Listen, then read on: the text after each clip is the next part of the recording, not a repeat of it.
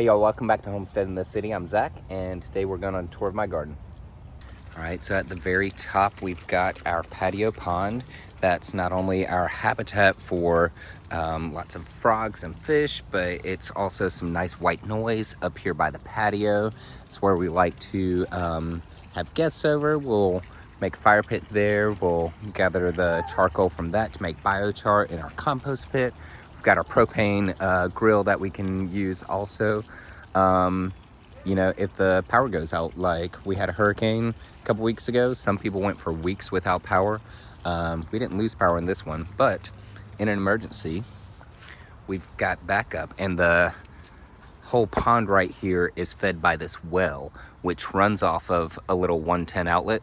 So in an emergency, we can, if we need to, fire up the solar panels, bring the battery over here, and run the well pump and get fresh water. Next up, we've got our chicken run, and I'm being a little quiet because we have one of our chickens, Patricia, is laying an egg right now. Percy does love to harass them, but they, like I've said before, they don't like to sleep in this coop. They actually sleep up there in that tree, and so they poop down here. And then we just rake all that up into this compost pile. They've really torn it down right now, but we can keep raking this stuff up, piling it up, and then when it's broken down, I can use this screen that I've made and just sift it out and have some freshly sifted compost. And then for protection from all of the predators, we've made this chicken tunnel, which someone at the state fair the other day told me they called theirs a chunnel, and I like that. So I might start calling this the chunnel. But this goes down the back side of the fence, and it's where we've just bent over lots of these cherry-laurels, and then they put off new growth and are making this evergreen tunnel that helps protect from hawks, gives them shade, and creates a nice little habitat. And right outside of the chicken run area is our food forest, and up here at the top of the hill, I think I might start using this area for growing more mushrooms. These logs that are lining it were some that I inoculated back in 2022, and we have gotten a good bit of shiitake off of one of them, but I didn't do them super well, so I probably want to do more up there. But as we come along, we've got more of our food trees in here. We've got our red mulberries. I've got a chestnut planted. That's not my chestnut. This is one of the two chestnuts actually that's in here. There's another one. This guy, he's already lost his leaves for the fall. And then we've got our American persimmon right here. We've got, I think this is called an iron bead. I can't remember. One of the flowers we have in here. We've got elderberry. We've got ginger, turmeric. We've got loquat here. This is the plum that we got from Doko Farm. This is some more turmeric down in here, I believe. We've got a strawberry bush, so just trying to fill that in with more stuff. We'll let that grow in. So things like that turmeric and ginger, we won't necessarily harvest that. We'll just kind of let it grow out. And we're also seeing what can stand up to Percy. All right, so speaking of standing up to Percy, we'll come to our orchard in the middle of the yard. And this is where we brought up just tons and tons of wood chips. And you can see an example now where Percy loves to dig, and he has been digging a ton lately, and he will get down and mix up that sandy soil with those wood chips, and it's going to start, well, it has already started breaking down into some great soil. And so we don't let him dig in the orchard rows, but we do let him dig in the walking paths and stuff, and he loves to dig.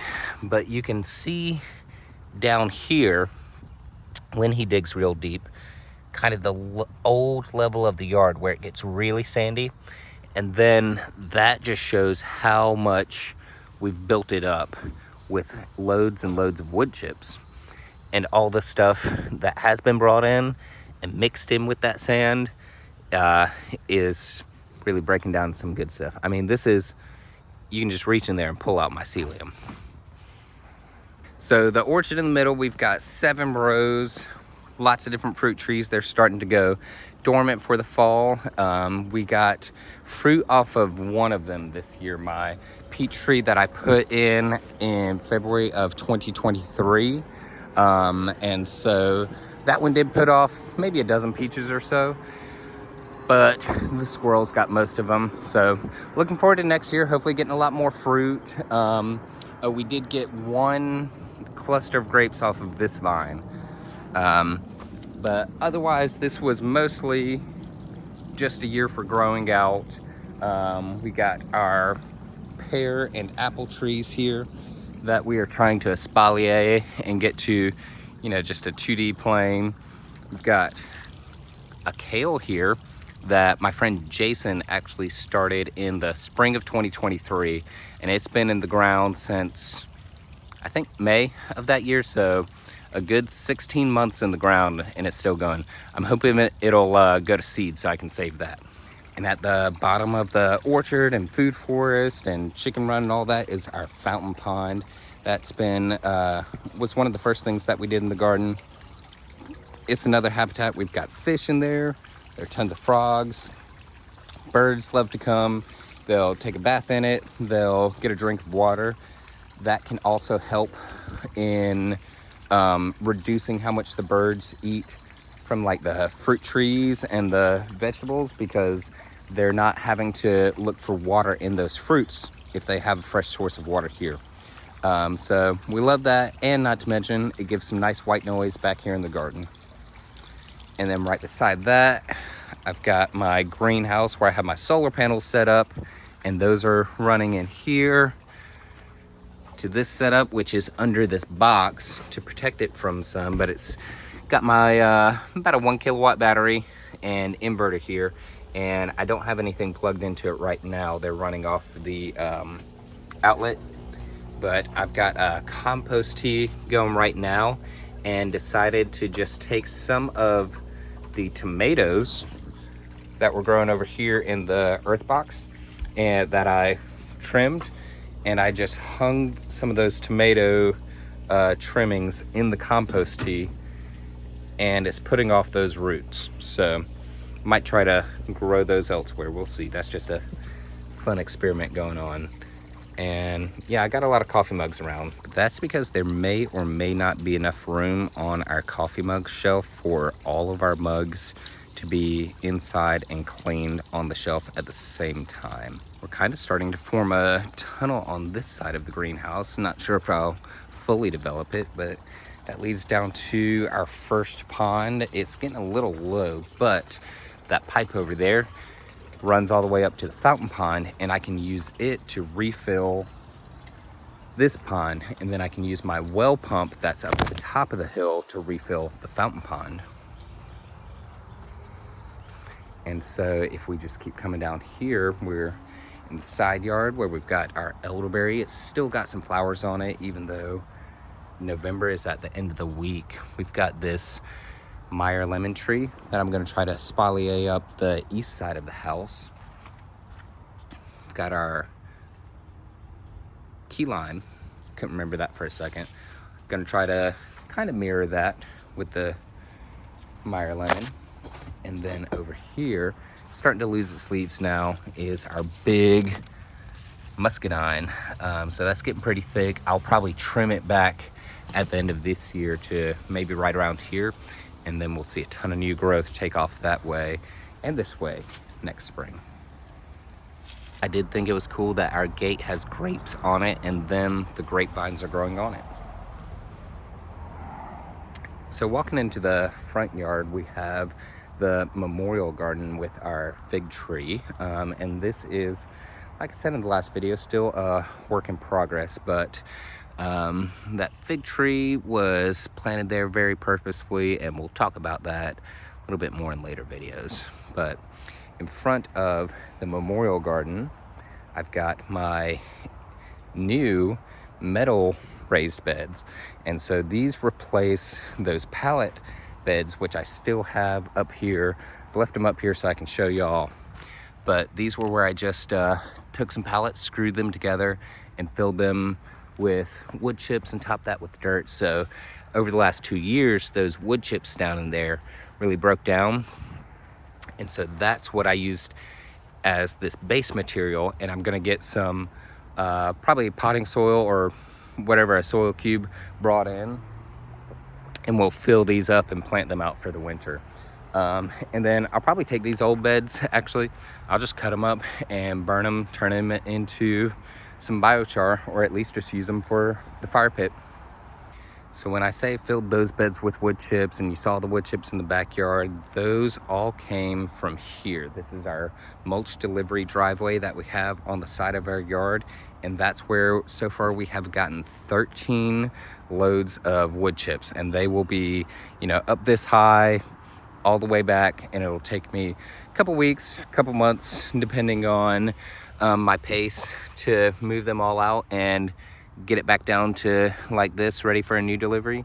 But wanted to show y'all here, this is where we kind of use those logs as retaining walls, and just filled up this part of the yard with wood chips. That's where we had all those trees delivered a couple years back, and so we piled up several layers, and then that is catching all the water, because this is the downhill side of the yard, so it's coming from the driveway this way, and all that water being retained. You can see it hasn't rained here since the hurricane a month ago, and this wood, you know, is still moist and it's breaking down. So all the trees and stuff and wood chips, they're gonna be breaking down over the next probably 2 or 3 years. This is about 2 years in. You know, give it 2 more years and they're just gonna disintegrate into some amazing soil. So when I say we're building soil here, like now you can kind of see a little bit right there. All of this is gonna be turning into that. These are my raised beds from my neighbor Mitch. They don't really have anything in them right now. These are other ones that I'm about to reset. I'll probably put garlic in them and redo them the same time I do my other metal beds. And along the side of the driveway, we can see it a little bit better now that I have trimmed out the summer growth and mulched the berms, but this is our in-ground flood management bed system. And so these are the beds that I have dug down from the level of the driveway to catch water and fill up and soak in before it reaches the road and contributes to the river of flooding downhill. So that's just us doing our little part. I think it was Joel Salatin maybe said once, the solution to flooding in New Orleans is not more levees in New Orleans, but it's 1 million beaver dams upstream on the Mississippi. So we're just doing our little part upstream of all the people downhill, trying to reduce flooding on them. So we'll see if we can make any impact. Here's just a close-up of one of those peach trees, and it is planted down in the berms that we made from digging that material and piling up to create that terraced effect. And we've got this spider web growing on the wattle fencing of the berry hedge, still the least developed area of the yard. Gonna be adding more stuff over the years, hopefully some more trees to kind of fill this in, but more to come on that. So that's pretty much it of our gardens. We've got the raised beds, the berry hedge, the orchard, the food forest, a lot of stuff all starting to come together and look like a real urban homestead. Follow along. We are ending summer number 3 in here, really looking to summer number 4 next year after getting some more growth in here. That's all I got for today. See y'all in the next video.